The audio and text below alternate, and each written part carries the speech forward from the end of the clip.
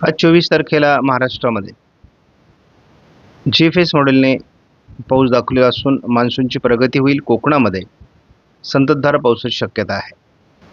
कोकणामध्ये 25 तारखेला पाऊस वाढेल. महाराष्ट्रात पावसाची शक्यता कायम आहे. हा GFS मॉडेलचा महत्त्वाचा अंदाज आहे. आज महाराष्ट्रासाठी 26 तारखेला कायम आहे आणि कोकणात मुसळधार ते अतिमुसळधार पाऊस राहील. कोकणातील पावसाचं प्रमाण वाढू शकतं 27 तारखेपासून. 28 तारखेलाही कोकणात पाऊस कायम राहणार आहे. म्हणजे महाराष्ट्रातील पावसाचं प्रमाण कमी होण्याची शक्यता नाही. GFS मॉडेलने 29 तारखेपासून थोडं बंगालच्या उपसागरातील वातावरणाचा परिणाम महाराष्ट्रातील वातावरणावर होईल आणि त्या दृष्टीने हवामान बदल होण्याची शक्यता आहे. पावसाचं प्रमाण वाढेल. GFS मॉडेलचे अंदाज बदलले आहेत. महाराष्ट्रात पावसाचं प्रमाण 30 तारखेपासून देखील वाढण्याची शक्यता आहे आणि 30 तारखेपर्यंत कुठलाही पावसाचा खंड महाराष्ट्रात दाखवण्यात आलेला नाही.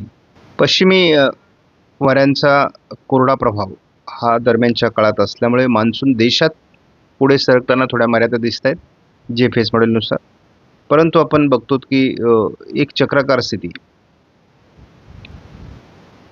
उपसागरात तयार होऊन तिची प्रगती होण्याची शक्यता आहे. दरम्यान महाराष्ट्रात पाऊस कायम असणार आहे. या ठिकाणी आपण बघतो बंगालच्या उपसागरात वादळी प्रणाली विकसित होणार हे GFSने कायम ठेवले आणि महाराष्ट्राच्या दिशेने जोरदार पाऊस वाढण्याची देखील शक्यता आहे. कोकणात आणि मराठवाडा विदर्भात पावसाची शक्यता आज कायम दाखवण्यात आलेली आहे. पर्जन्यछायेचा पाऊस कमी राहण्याची शक्यता आहे. तीच परिस्थिती 25 तारखेला देखील दाखवण्यात आलेली आहे. पाऊस विदर्भाकडे सरकतोय. कोकणात पाऊस कायम असेल. उत्तर कोकणातील उत्तर महाराष्ट्रातील पाऊस कमी होण्याची शक्यता आहे. 26 तारखेला देखील पावसाच्या परिस्थितीत विशेष बदल नाही. विदर्भ, मराठवाड्याचा पूर्व भाग आणि दक्षिण कोकण असंच पावसाचं वातावरण ECMW मॉडेल दाखवलं आहे. 27 पासून मात्र वातावरणात पुन्हा बदल व्हायला लागेल. सोलापूर जिल्ह्यामध्ये किंवा धाराशिव, लातूर, नांदेड, बीड या भागात पावसाचं प्रमाण वाढेल. मात्र थोडं अजूनही घाटमाथ्यावर आणि पूर्व भागामध्ये पावसाचं प्रमाण कमी आहे. मात्र कोकणात पाऊस पुन्हा एकदा 27ला वाढतोय. 28ला सोलापूर जिल्ह्यात चांगल्या पावसाचा अंदाज देण्यात आलेला आहे. मात्र कोल्हापूर आणि सातारा, सांगलीच्या काही भागात पावसाचं प्रमाण कमी दाखवण्यात आलंय.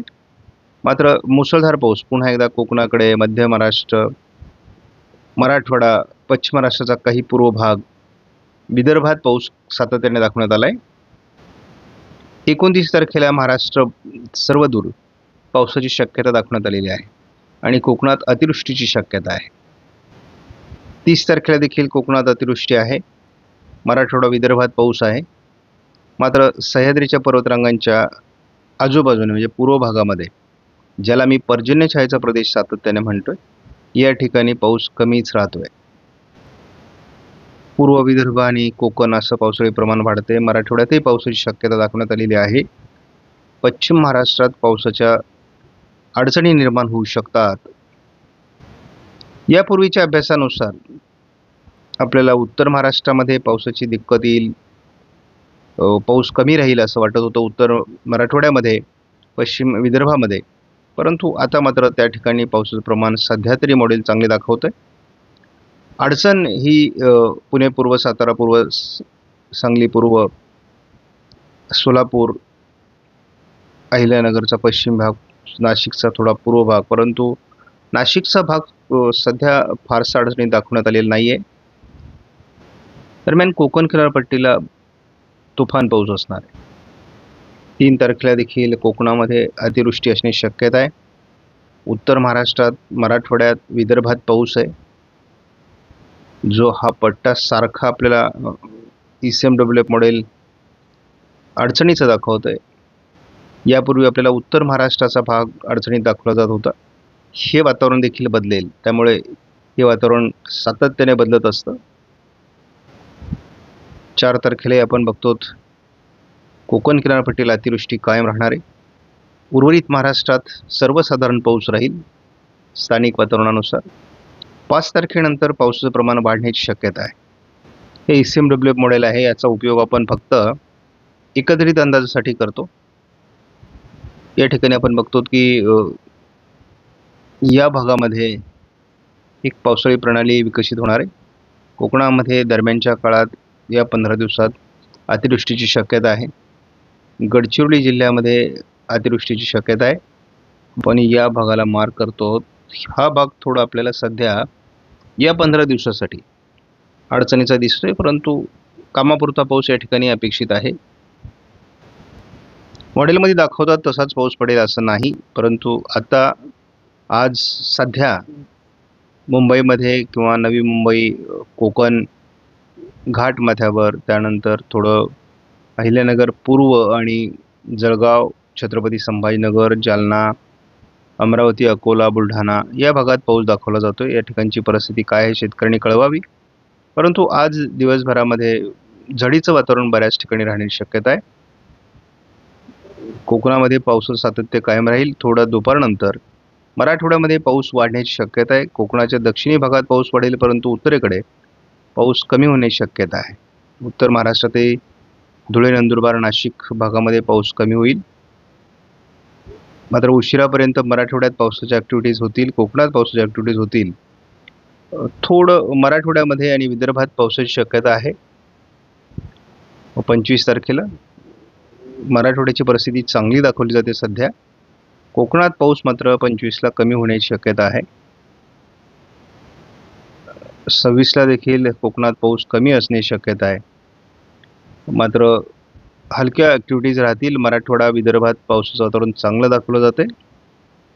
ज्या मराठवाड्यामध्ये आणि पश्चिम विदर्भामध्ये पाऊस कमी दाखवला जात होता, त्या ठिकाणी चांगलं वातावरण दाखवलं जातं. एक चक्राकार स्थिती महाराष्ट्रावर 27 तारखेला सक्रिय होण्याची शक्यता असून त्याचा फायदा हा मराठवाडा आणि उत्तर महाराष्ट्राला होण्याची शक्यता आहे. कोकणामध्ये मात्र 25, 26, 27 पाऊस कमी दाखवला जातोय. हा पाऊस 28 तारखेपासून पुन्हा एकदा सक्रिय होईल आणि मग त्यामध्ये उत्तर महाराष्ट्र, उत्तर मराठवाडा संपूर्ण भागामध्ये त्याचा परिणाम जाणवण्याची शक्यता आहे. 29लाही कोकणामध्ये पुन्हा एकदा जोरदार पावसाला सुरुवात होईल. महाराष्ट्रातलं पुन्हा पावसाचं वातावरण बदलेल आणि मग 29च्या दरम्यान सोलापूर, लातूर, सांगली, धाराशिव या भागात पाऊस वाढणार आहे.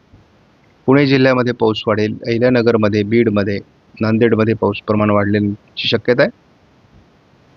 साधारण 30 तारखेपर्यंत महाराष्ट्रात पुन्हा म्हणजे 28, 29, 30 पुन्हा एकदा पावसाचे नवीन फेज तयार होण्याची शक्यता आहे. आपण बघतो जुलैमध्ये देखील विदर्भ, मराठवाड्यात पाऊस कमी होईल. विदर्भ आणि कोकण असं पावसाचं वातावरण जुलैचा पॅटर्न असणार आहे. इतरत्र मात्र पावसाचं प्रमाण कमी होईल. जुलैमध्ये कोकणामध्ये जोरदार पाऊस असणार. आपण बघूयात कसा पॅटर्न बनतोय, परंतु जनरली जुलै हा विदर्भ आणि कोकणासाठीचा पाऊस असतो.